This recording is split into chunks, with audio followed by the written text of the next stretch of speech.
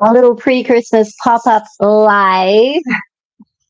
I am wondering, where is everybody? I have been asking people to sign up for interviews because I am working on putting together some fabulous content that you can use in order for you to begin to sexually explore with your partner, connect with your wife. We'll start with just talking about intimacy and sexuality with your partner, just talking about it, finding ways that we can do that that makes you feel better, makes you feel more confident, comfortable, helps your wife feel comfortable, or your partner. If you're a woman, you help your husband feel comfortable. You just talking. I'm working on getting the nitty gritty from you about what's holding you back from talking about it. From then, um, actually going out and exploring, trying new things. Now, this can be also something that you're trying, monogamously. I don't know if that's a word, but it sounds beautiful. Monogamously. So just you and your wife doing stuff that's different than what you've been doing all through your relationship, doing something different, unique, trying some new ways of connecting with each other.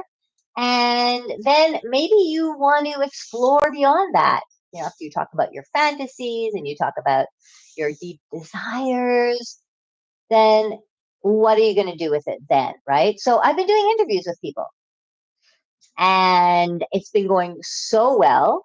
I had a target of doing 50 interviews, and I have been quite surprised at what has been happening.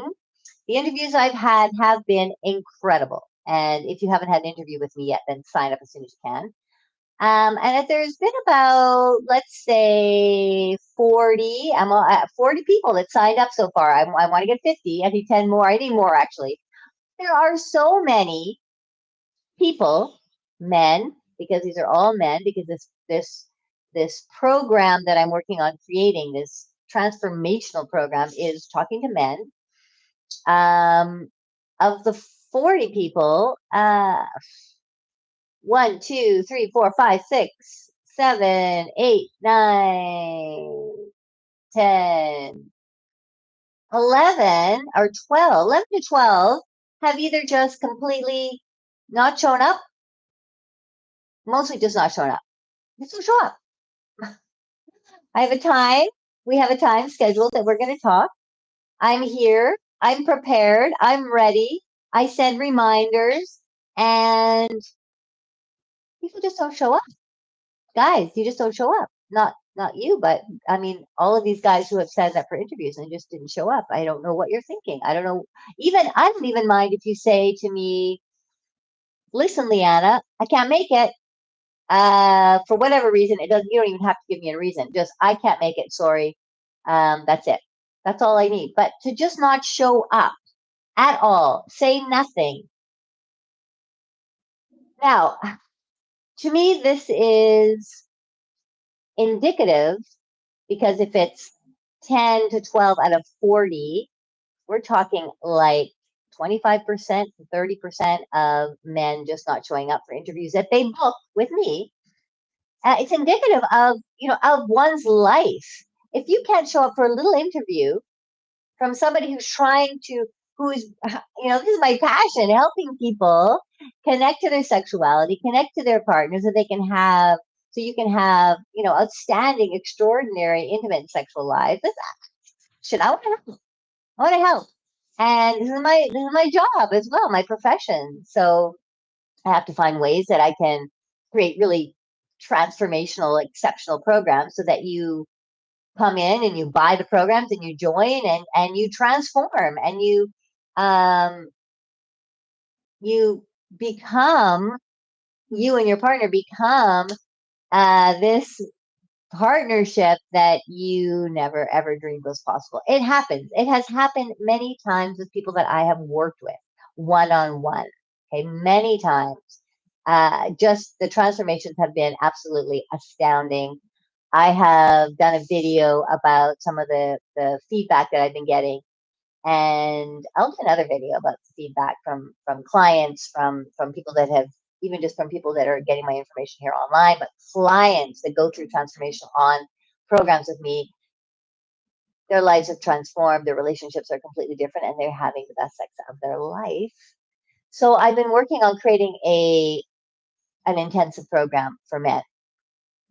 And I need the interviews because I want to get even more juicy information. So if you're not showing up for a little interview, if you're not even able to respond to say sorry or can't make it, or something came up, then how do you show up for your life, for your wife, for your relationship? How can you show up for that? 90% of life is showing up. You know who said that? Anybody have any ideas? If anybody, yeah, there are people watching you. Who do you think says that? 90% is about just showing up. Has anybody heard that before? I mean, I hear this now all the time online. People say 80%, 85%, 90%. Woody Allen. Woody Allen, I don't know if you like him or not, but Woody Allen said 90% is just showing. And it is really in all aspects of your life is showing up. So please, guys, I do need more people in the interview process. I just feel like, I want to get a juicy amount of information so that I can really put this program together and make it really fantastic. So if you haven't been interviewed yet, then please sign up and show up. Okay. If you can't show up, I don't care what your reason is. I just need like a note. Sorry, can't make it. Right? Can't make it. Right? Because I show up. I always show up. Like for every week for a few years now, I have been showing up, making a video, finding content that I think is going to be really helpful for people. Hi Tim, thanks for your messages. I really appreciate it. I've been showing up. I've been here. I've been collecting information. I do my own research. I talk to a lot of other people that are in the industry to find out what's going on with them, what kind of things their clients are saying, what kind of transformations are happening, what people are feeling, and I try to put together the best video that I possibly can in order to help you guys. I mean, ultimately, that's what I want to do. I want to help people. I myself, why do I want to help people transform in their relationships? Why? Because I myself have gone through that process. I was in a relationship for 23 years where after we hit that 12-year mark, things started to fall apart. We were just not having good sex. We had lost sort of the intimacy between the two of us. I was feeling so lonely. I'm in a relationship and I felt so lonely. My partner was now he started to take things into his own hand. He started to go off, and I didn't know what he was doing exactly. And we were a tight couple. I thought we were talking about everything. We had good conversations. We did some, little explorations together as a couple. But, and I've talked to many, many people that go through long-term relationships. You hit a wall at some point where you change. We actually physically change because every 7 years, every single cell in your body is changing, and you have different desires. You have different things that you want to try, that you want to do, that you feel, or maybe there's a desire that you've always had, like my now he's my ex-husband, but he always had a desire for men. He came out as bisexual basically, so he always had this desire, and he had a little bit of exploration prior to marriage, which I knew about because we talked about it, but it was sort of in there within him.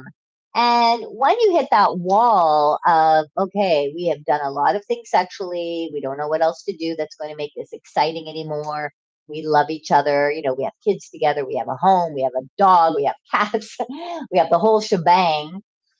How are we going to keep this going? How are we going to make this work? How are we going to feel sensual and sexual again as a couple? what do we do? What do we do? What do we do? I had no idea. You know, and we talked about some possibilities. Well, maybe we should do a sex club, but we were terrified. A sex club. Oh my God.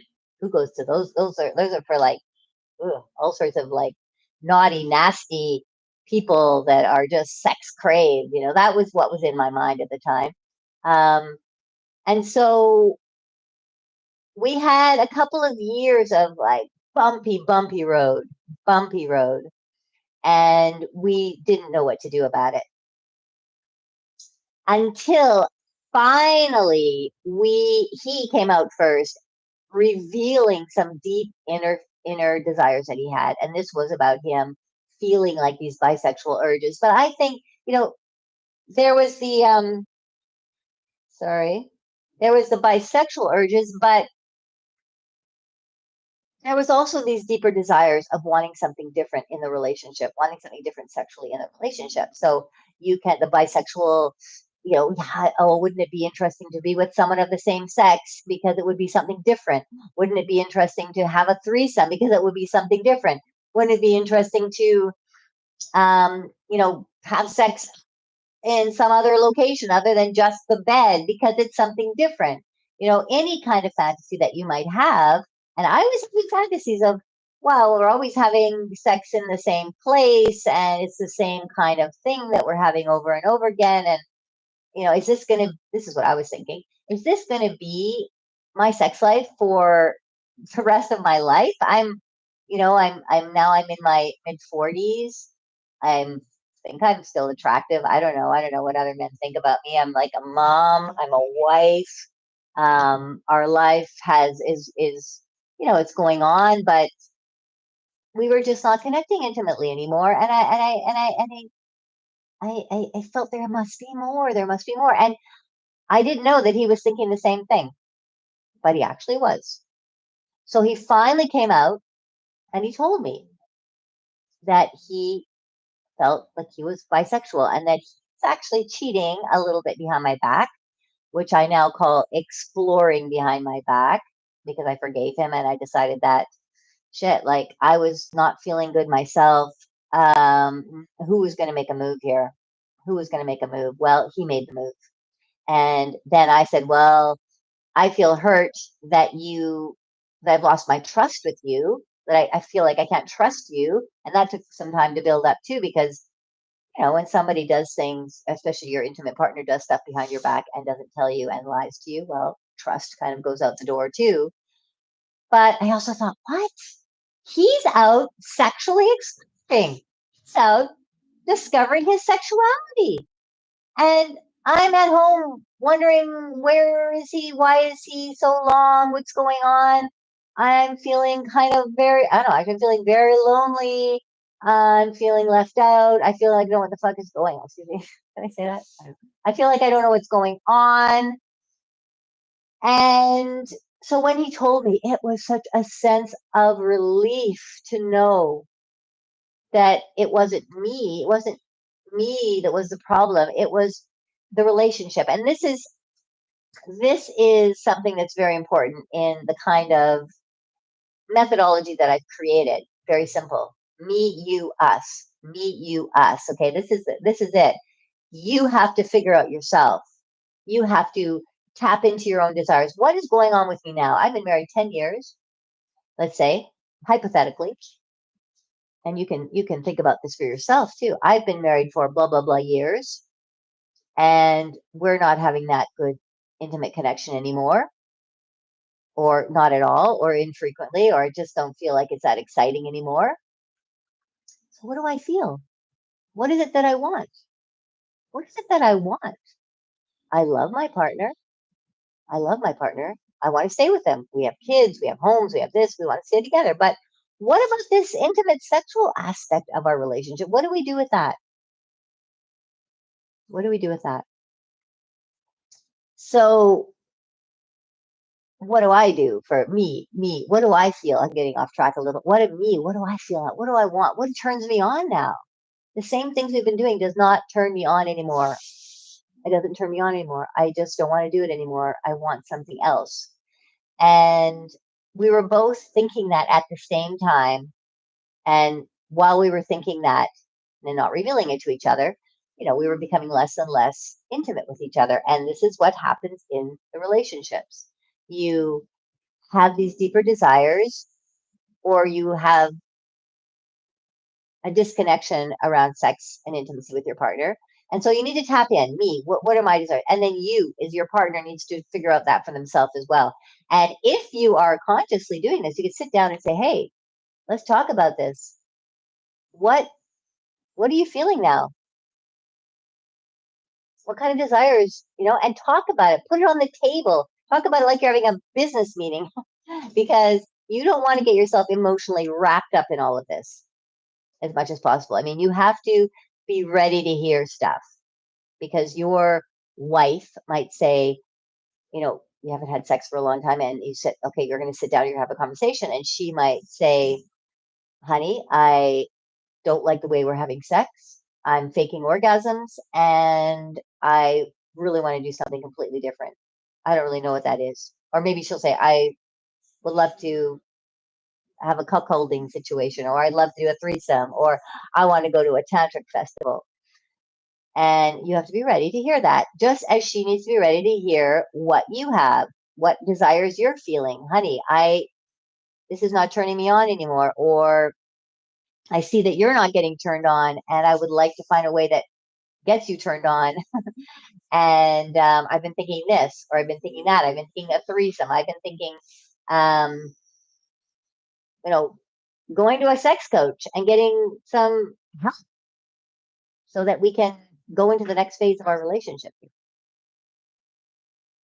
So I am here live. If you have a question, you are free to ask one right now.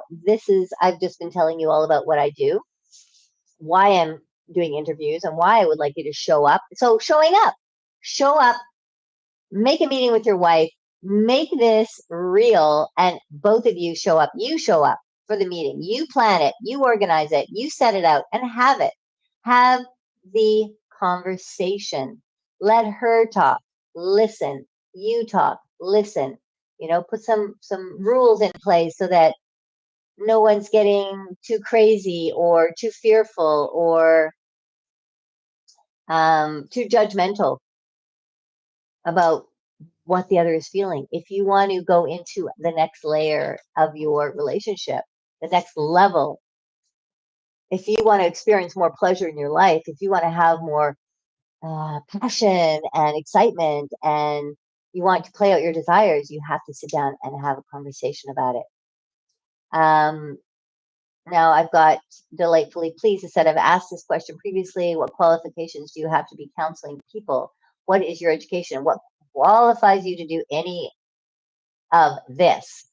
Well, I have been working over the last 20 years as a counselor, as an energy healer. I have taken courses all over the world with people that are top leaders in intimacy, sexual energy, in relationships. And through that, and most importantly, I have done a lot of personal experimentation, open doors that have terrified me, but I have so desired to want to go in and find out what this is all about and how I would feel. And I have talked to hundreds of people, couples and singles. I've done a lot of research, my own personal research, to find out what's going on with people. So I have a lot of information, a lot of background in collecting information, in working with people, in working with experts as well. And it's something that I have a great passion for because we are together for a very, very, very, very, very, very long time. And sex is not just about procreation. It's much, much more than that. And having dived very deeply into the whole world of the whole sexual dimension, I found that exploration never ends. It continues. It continues. I haven't found an end yet. Our desires are constantly, creatively coming up being exposed, wanting to be played out, wanting to be revealed. And there are spaces for people who want that in their life. So, for me, it's ultimately just enjoying one's life so much more. Now, the other thing about our sexuality, and I've been super fascinated by sexuality and sexual energy and where it comes from and how we can we can navigate it in our own bodies and cultivate it in our bodies, because it has some powerful healing qualities as well, because it's connected to our life force energy. Um, Life force, and why do I say the life force energy? Because life force, you actually use your sexual energy to have a child. Now just imagine that amount of energy being used, that kind of energy being used to create a child, build a human being in your body, and then you birthing the child. This is your sexual energy that you're using. Super creative and super powerful, creating human beings, human forms, human humans all over the world. So that energy is used within our bodies, women's bodies, whatever, one to how many times you have a child. But there's still that energy that still exists, and it can be used through your body to create more pleasure in your body, to create longevity, to create youthfulness, to connect to your creativity. So yeah, I'm just fascinated by it. I continue to learn about it. I continue to study and search for teachers that are presenting, deeper realms of information.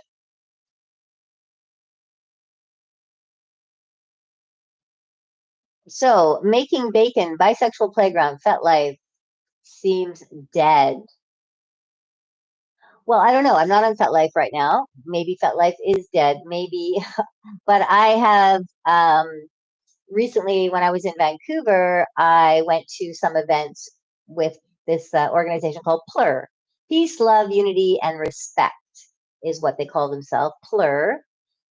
And they are open to all sorts of types of sexual expression, exploration. They have the dungeon room, they have the playroom, they have a dance room that you can wear what you want, dress as you want. And the people there are absolutely fabulous, warm, welcoming, non-judgmental is the key word here. Non-judgmental, so you can come and express who you are. I mean, this is what Burning Man is all about. And Burning Man events is about going to a place where you can truly express yourself at a level where you can't in regular society because of your own fear. Well, you can actually, but there's so much fear about expressing oneself, um, of being too wild, being too crazy, being out of control, because there's a fear of what other people are going to think, what your family's going to think, what your partner's going to think. So there are lots of places that you can go to explore that, because maybe even yourself, even you, are feeling a little bit disconnected from your own power, your own personal expressive power. Timothy. I think, and not sure, but many couples have a hard time talking about what's normal and what's kind on the side of the fence, where it's how we were raised and the result, sex is not discussed. Exactly. Sex is not discussed based on the kind of belief systems that we've had for decades, for a very, very, very long time, for generations. Sex has been considered a taboo. And it's very scary for people to sit down and have conversations about sex. I absolutely agree. Everybody's dealing with this. It's just being able to take those steps and take that risk to allow yourself to talk about it. And this is where what we're all discussing now. Um, People all over, women, men, teachers, practitioners, healers all over the world are talking about how we can start to look at these beliefs about sexuality and change them. restructure them so that the beliefs are not sitting in repression and fear, but are sitting within love and creativity and openness. Because sex, you have to wonder about this. Sex is something that we all, it's a form of our pleasure, right? It's pleasure, connected to pleasure. Sex is an expression between two people that it can be sacred and beautiful. It can be transcendent as well. As you go deeper and deeper with your partner, you can go to places beyond the body because you are creating this deep penetrative connection with each other. So it has this fluidity, it has this pleasure, it has this ability to just feel more alive. And there have been, well, especially around the religious sector, the church has wanted to control that, has dissected, has broken apart the mind from the body, and said anything that has to do with the body is not beneficial, is wrong. And if you're brought up in a very religious household, you are not taught to touch your body, masturbate, feel what it's like to have pleasure. You're taught to keep your hands away from your body, even if you're not brought up in a religious household. I was not. And we were not taught anything about pleasure and self pleasure. Self pleasure. What? Self pleasure. The most pleasurable parts of our body, we are told not to touch or play with or stimulate. We're told this as a child. Now, I don't, I don't disagree with saying, this is something you do. This is not something you do in private. I agree that what I agree with is telling your children that this is not something you do in private, honey. You do in public. You do this in private. You can touch yourself and feel how beautiful that since the sensations are, and love your body is such a beautiful vessel of expression and pleasure. Love your body, honey. Love your body. Feel your body. But in public, we don't do that in public. You do that in private when you're on your own, so you can enjoy your own pleasure, right? So, anyways, the question is now, but we have just had so many fears around expressing ourselves, and we've been cut off from our bodies, completely, literally cut off from our bodies, and the whole world of the internet and computers and technology has not helped the situation at all, because now we're frozen at our computers all day. I see this with a lot of men in particular, because men are very attracted to technology. Women too, of course, but there's a lot of men working in technology. Um, and you're staring at a screen, you're working on back end technological things, and your whole body is not getting the kind of stimulation that it requires. It's basically being turned off. And I see a lot of men that have no feeling beyond below their neck. They do within their penis, right? Oh, I can feel that, but there's no connection between their mind and their penis. There's no ability to control, no ability to move the energy around the body, because they are stuck in a frozen state for a lot of the time. And also, we just don't have any clue of how to move sexual energy in the body, how to control our ejaculation, how to control the ejaculation, how to how to how to connect and really go deeply into your pleasure. Let me see who else. Timothy, you're asking a lot, 100%. And to me, the challenge is trying to break the ice without having your partner feel uncomfortable. So give ideas on how to break the ice. I've done a lot of videos on breaking the ice. Again, it is, let's go back to this 90% showing up. Okay. Generally, what I hear from women is they would like their husband to take the control, organize the event, let them know that they would like to, that they, hey, I would like to have a deep conversation with you, honey. And let's plan it. I'll plan it. I will plan an evening where we can have, I will plan where we can have a deep conversation. Are you with me? ask her, bring her in. Are you with me?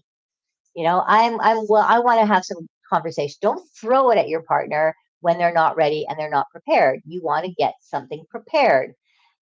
Maybe, and so it's an evening where you are not going to be disturbed, where you put your phones away, where you've had the time to prepare, where it's a sensual environment potentially, or maybe you're going out for a nice dinner somewhere quiet.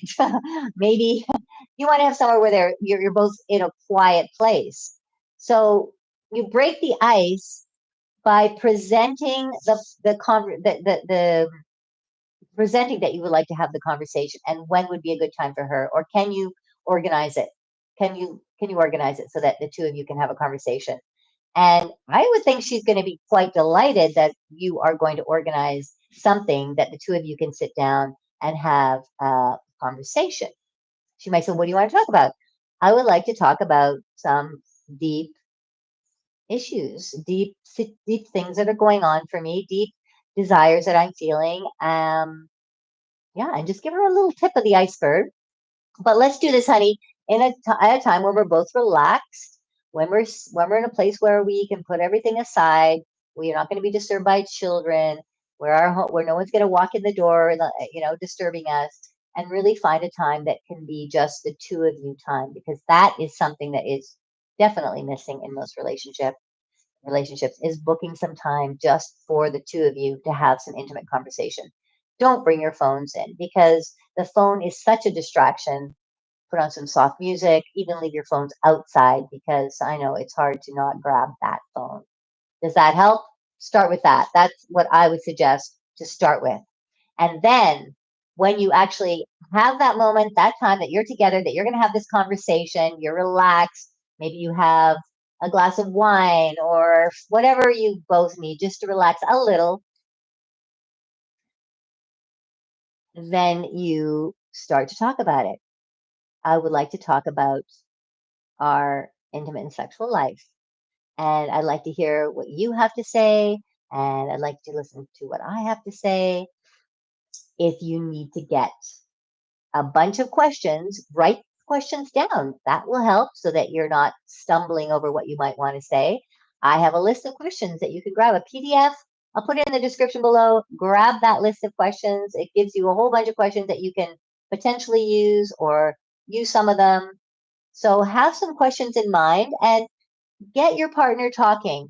Be curious about what she's feeling. Listen to what she has to say. Okay. You reveal some information. Say, what do you think about that? What do you think? What are you feeling about this part of our lives? What do you think we should do about this part of our lives? I have some ideas that what I think we can do and have some ideas. Take initiative. Show up for the meeting and take the initiative. That is a lot of what I'm hearing from women. A lot of complaints I'm hearing from women is that, and I did a video about this actually, about some of the things why women are disconnecting from their sex lives from their partners and why they don't feel like having sex. And it's down to some things like they're not helping me around the house and I just don't feel like having sex with them.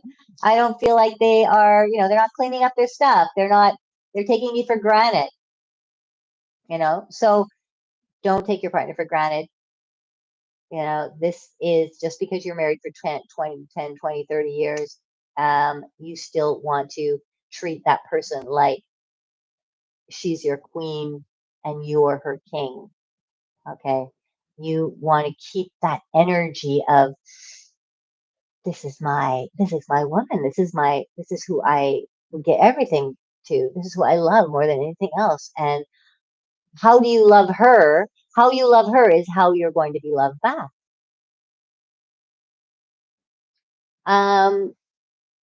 Delightfully pleased. I hope people who are listening to these videos aren't borrowing problems in relationships.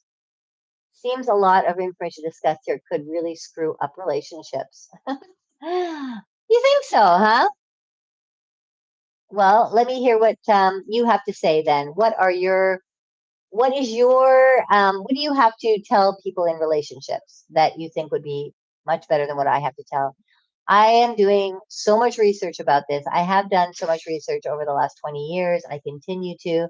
It is a very difficult playing field because everybody is different.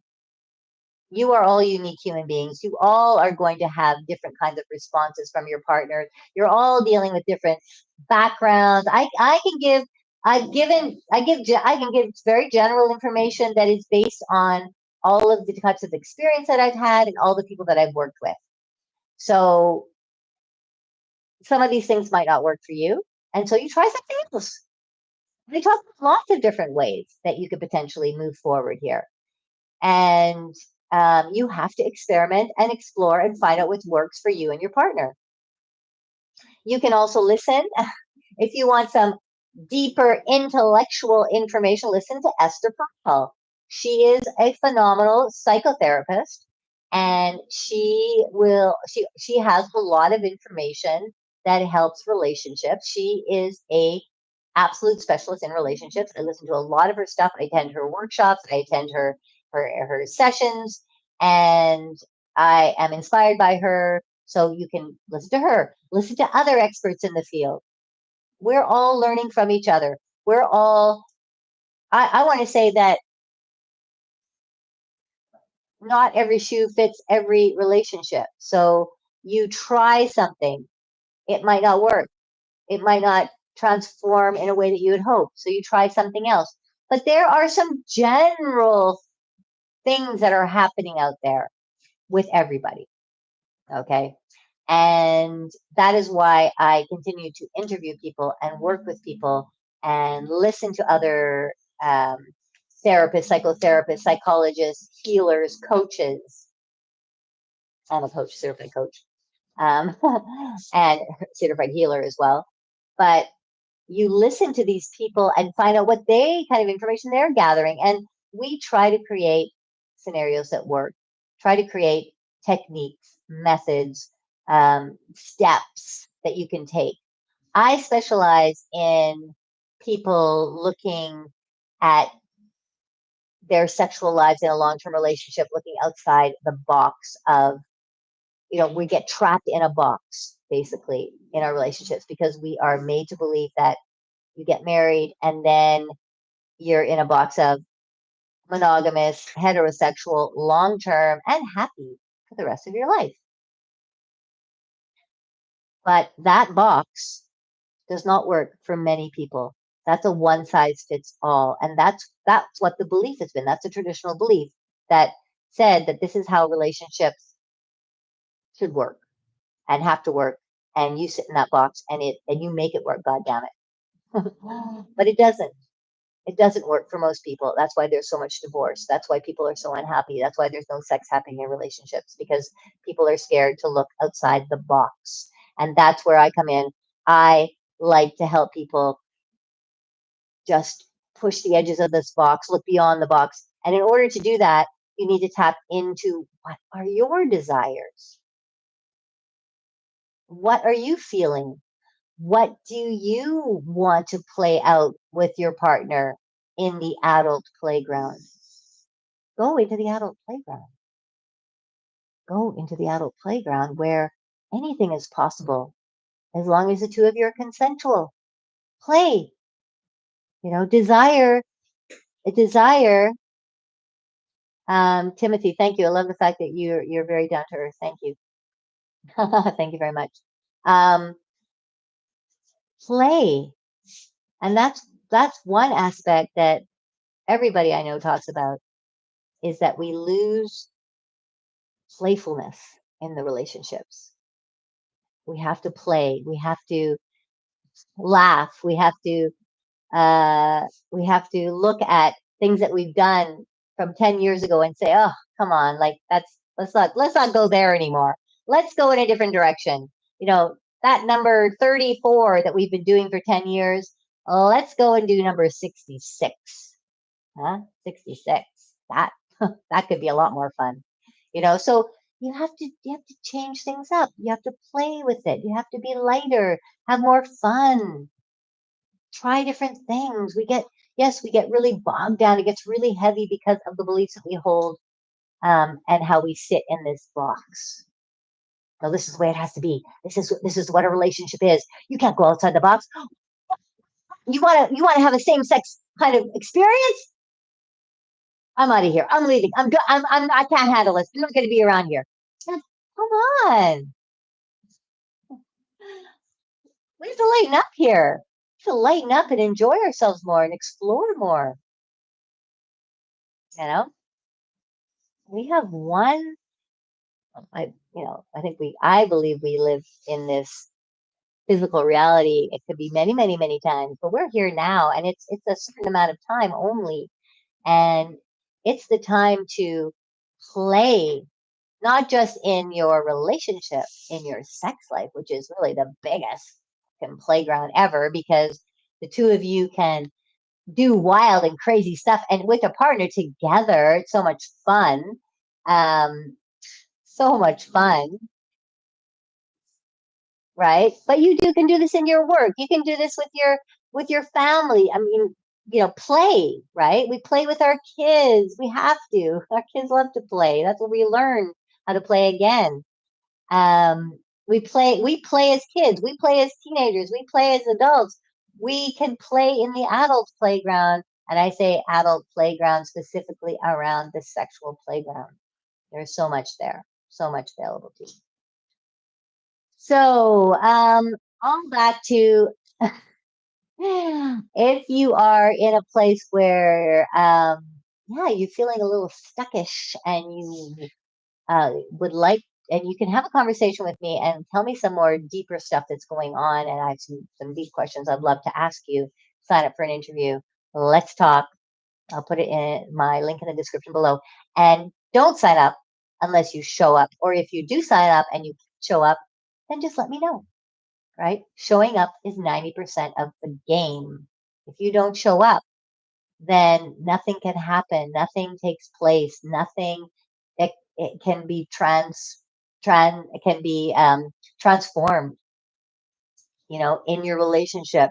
You want to change your sex life. You want to expose your desires. You want to talk to your partner. You want to play some fun non-monogamous games with each other. You want to go in that territory. You got to show up for it.